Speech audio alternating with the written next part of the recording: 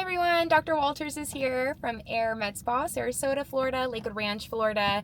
I'm a master injector. I'm founder of Aire MedSpa since 2020 and published author of Medical Spa Secrets to Lifting Your Confidence with the neuromodulators, dermal fillers, and PDO threads. So if you are a gym girly like me, there's a couple things you need to know about receiving Botox treatments so that you don't ruin your treatments or so that your treatments last even longer. So I love HIIT training. It's like my favorite type of workouts, and there's just a couple of like tips and tricks I've learned along the way. Like when I started receiving my Botox treatments, there's day-to-day activities that you do that you need to keep in mind to get the most out of your Botox treatments and make sure that it lasts. The first piece of advice that I would tell you is to plan accordingly. You don't want to work out after receiving Botox treatments, so you want to make sure you plan for a morning workout that day and an afternoon Botox appointment. Why? Because after receiving Botox injections, the injector is strategically injecting in certain muscles to relax certain muscles of the face.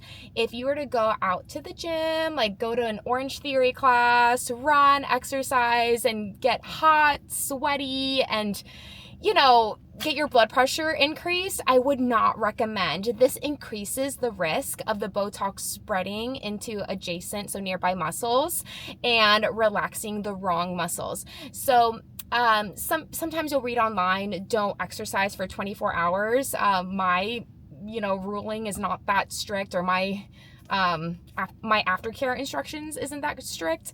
I typically recommend don't exercise for the rest of the day. So let's say you're getting your Botox like 2 p.m. on a Monday, you can exercise Tuesday morning, no problem.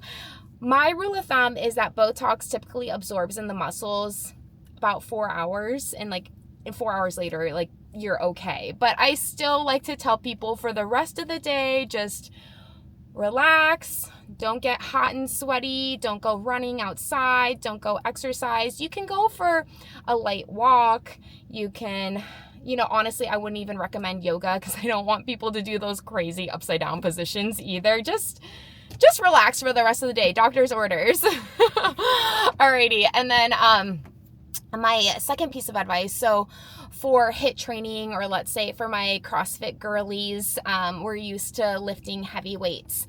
And Botox, how it works is we relax certain muscles of the face to prevent repetition of motion. So, did I say that right?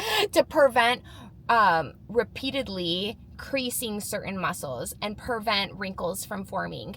So if you're at the gym and you're lifting these weights that are so freaking strong and heavy, and you're making these intense facial expressions, I would highly advise against it. I know your personal trainer is they don't have your Botox best interests. But as your injector, I'm telling you, you need to watch your facial expressions when you're lifting heavy weights at the gym, because the more you use those muscles, or the more you try to wake up those muscles, or really clench and make these exaggerated expressions, you're gonna wake up that muscle a lot quicker, and you're not gonna get the full duration, the 3 to 4 month duration that is recommended. Now, if you tell your injector and have that communication up front, hey, listen, I love going to work out. I'm a bodybuilder. I do CrossFit. I do HIIT training. I like to lift heavy. What should I do to make my Botox last longer? There's ways around it. Your injector could increase the dose because, men or women that are exercise and use those muscles often, they tend to have stronger muscles, and they tend to rely on those muscles a lot when they're really straining and lifting heavy. So as your injector, I would probably consider a larger dose, but also I would say, listen, just try not to make that face. Be stoic when you're lifting weights, you'll get the muscles. It's about it, like anything else. It is about consistency and about repetition. One intense workout, the most grueling intense workout of your life, one time, one day, is not going to give you the body of your dreams. Just like Botox, one Botox session is not going to get you a face looking 20 years younger. So just be consistent, go to the gym, do your workouts, but you want to relax. You want to just relax those facial expressions, okay?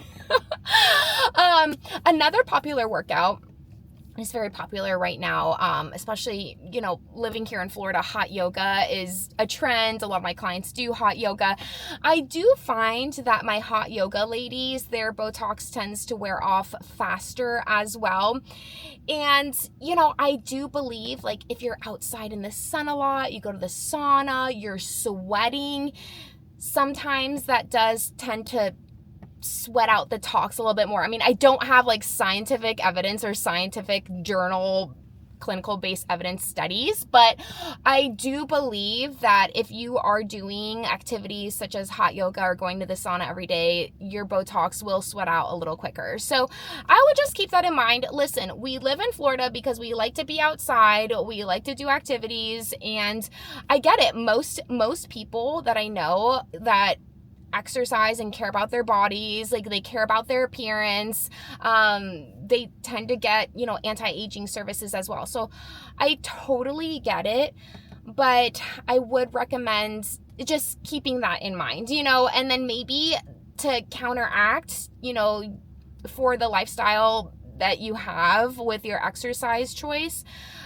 maybe you come in every 2.5, every 3 months for a Botox appointment.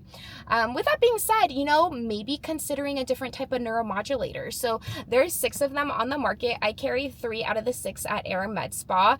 I carry the ones that I believe in the most, that I see the best results with, and that each neurotoxin has a special niche, if you will, or a special demographic of clients that would appeal to that certain neuromodulator. But we carry Botox Cosmetic, Dysport, and Xeomin. But if your Botox isn't lasting, maybe try Dysport or Xeomin, or same thing with Xeomin. If your Xeomin isn't lasting, you can try one of the other ones. But sometimes switching it up, like, I do feel like there is a little bit of Botox resistance happening out there, and by switching up the neurotoxin to maybe Dysport and not like going in once a month for treatments, really trying to last the duration of the once every 3 months, will get the most out of your tox treatments. So if your Botox isn't lasting, these are things you want to consider. What does your exercise look like? Are you getting hot, sweaty? Are you going to the sauna, hot yoga? Are you creasing excessively when you're lifting heavy weights? Are you drinking enough water? Are you using your skincare twice a day? Are you consistent with your treatment? So that's another thing. Just like going to the gym, just like being consistent with your workouts, you want to be consistent with your neurotoxin.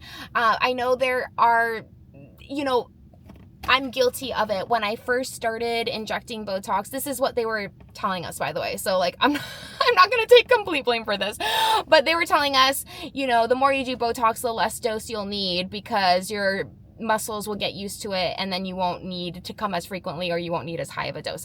So that is not necessarily true. Yes, the more consistent you are, the more relaxed your muscles are, and maybe the more used to your muscles aren't working, maybe they atrophy a little bit. So it is going to take a little longer for them to regain full strength, but we don't want them to regain full strength. If you have them regain full strength, then it's going to take that much more neurotoxin to get back to the way you were. So it's really just a lot easier just to maintain and be consistent if you found the right dose with your injector and they customized it.